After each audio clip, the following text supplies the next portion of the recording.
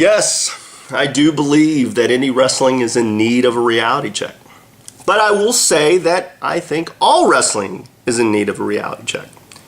Now, I'm not going to come on here and give comparisons to former eras or give you a lot of problems and no solutions. Because the reality is, if I do that, I'm just part of the problem. And I want to be part of the solution because I want indie wrestling to flourish. Now, when I asked this question on Facebook, I didn't go into a lot of detail as far as my opinions or expectations. I wanted to get others' feedback.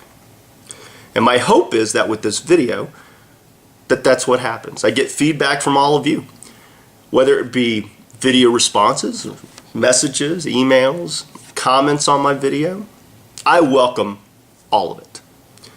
So let me talk about a little bit about my expectations when it comes to working with a company, things that I look for, things that I think should go without saying, some unspoken rules, so to speak. So let's get started. Now, obviously, you need a building, you need a ring. That goes without saying. Some say location, location, location. That drives how attendance is going to be. But let's move on. Let's start with the promoter. Promoter's job is to promote, not to worry about getting themselves necessarily over. It's to promote. It's to get people in the building.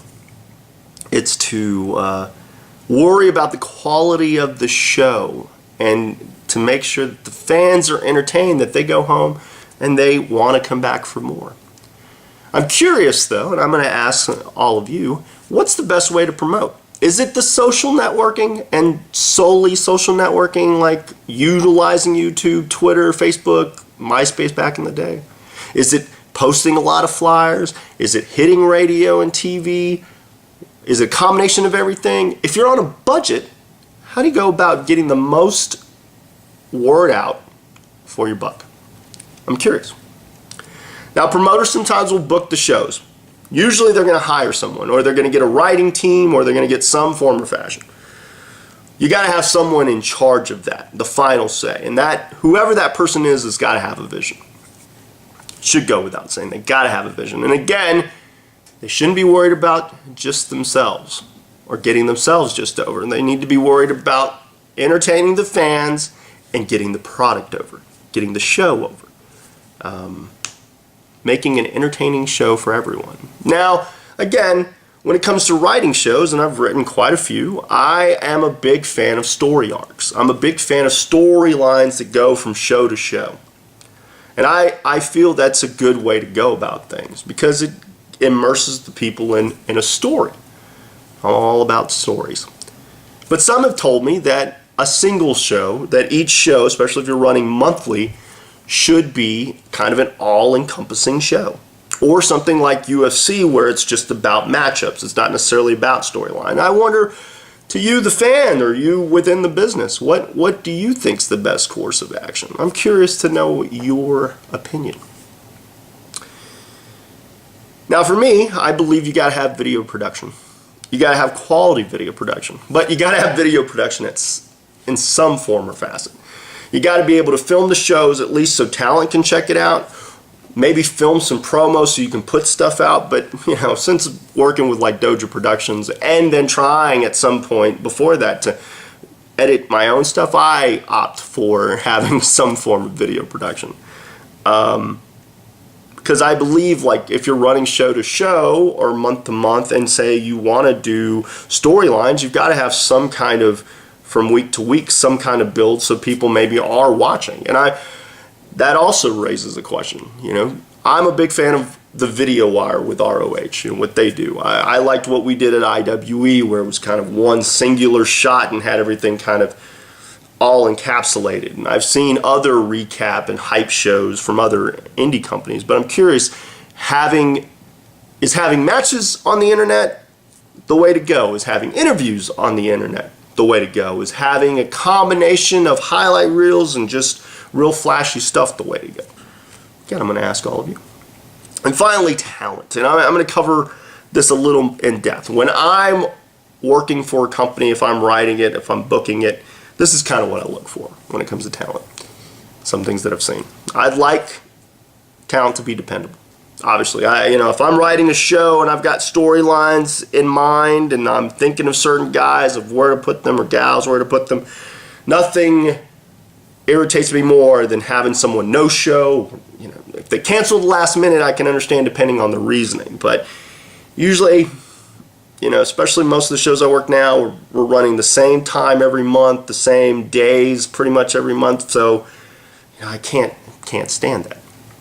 They got to be dependable, and they got to be able to execute. When it doesn't look right, when it looks off, when the moves don't look crisp, that gets to me.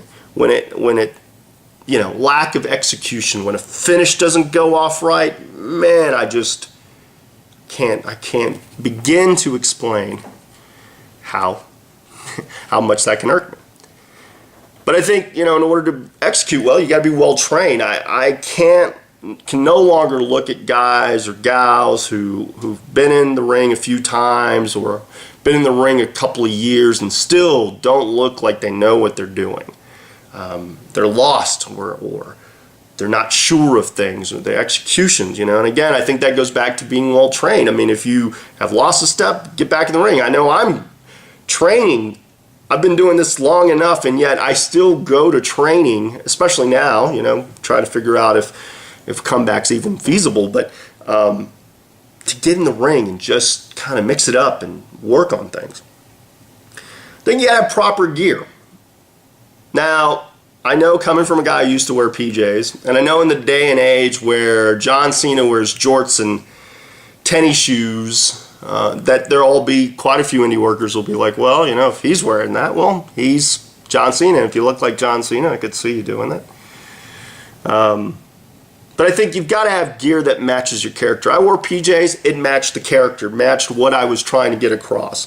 I think as long as it matches, it fits your gimmick, then you can't go wrong.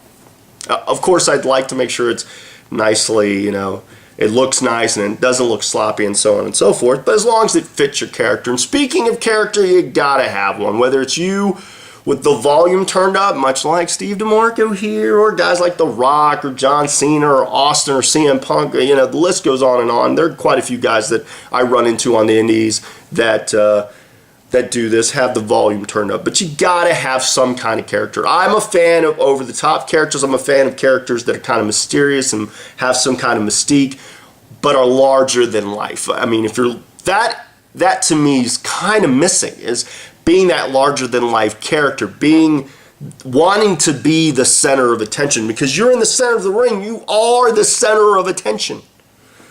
And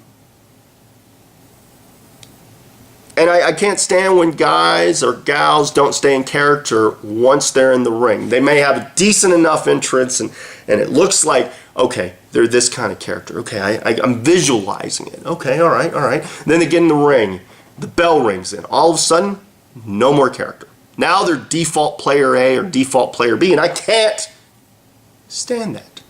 I mean, you got to remain in character. Otherwise, how are they going to believe who you are if you're not even really giving them your all?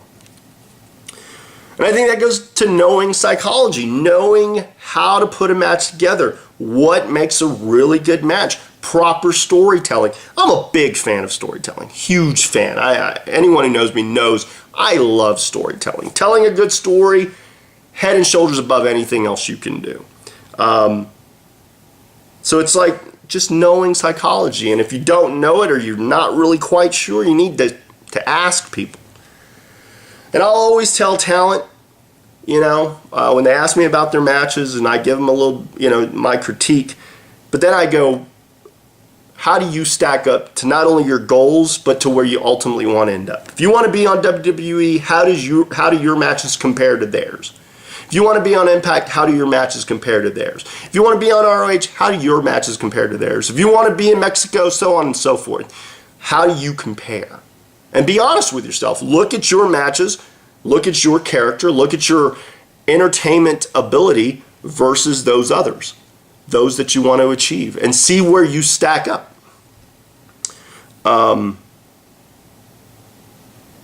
big thing is working the crowd. I understand if you're on TV.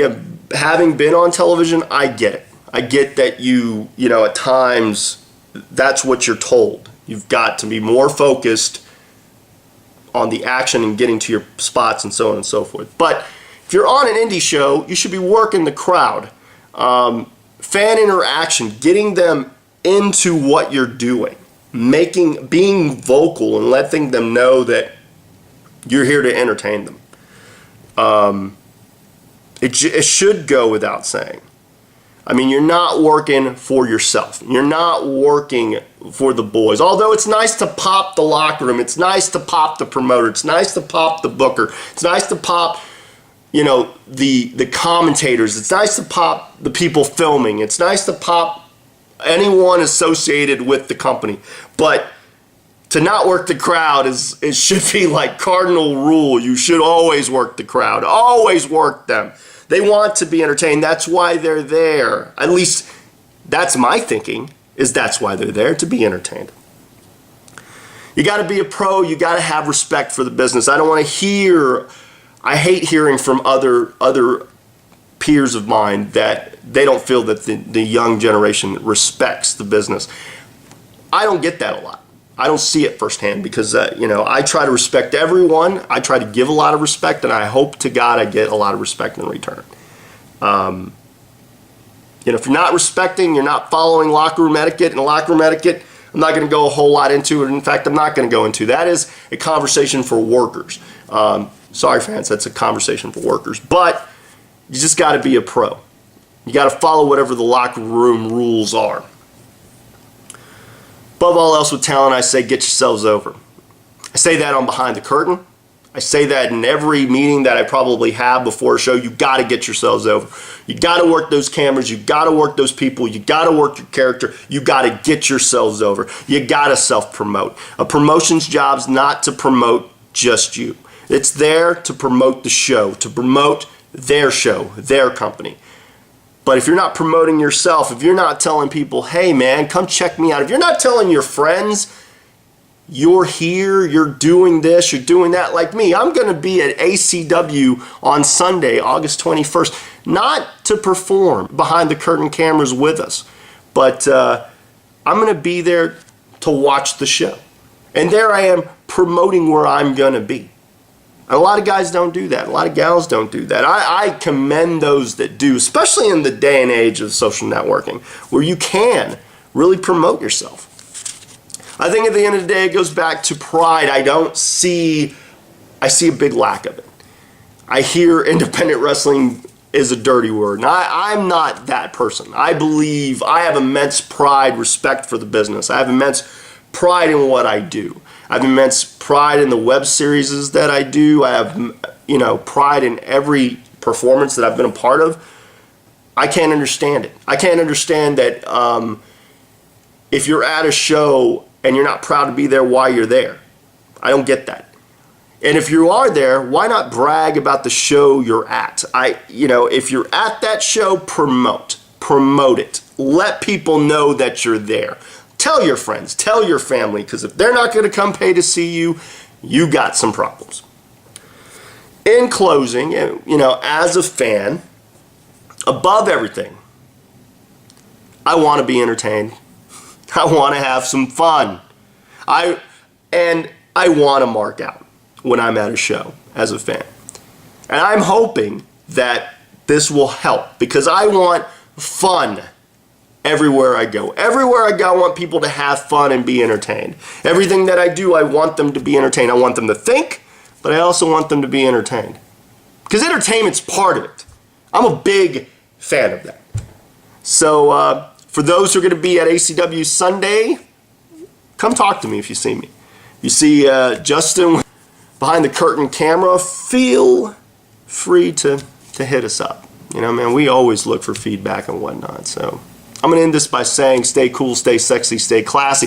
But you will be all of those if you give me some feedback now about this video. If you help me get the conversation rolling. As always, thanks for your time. Later.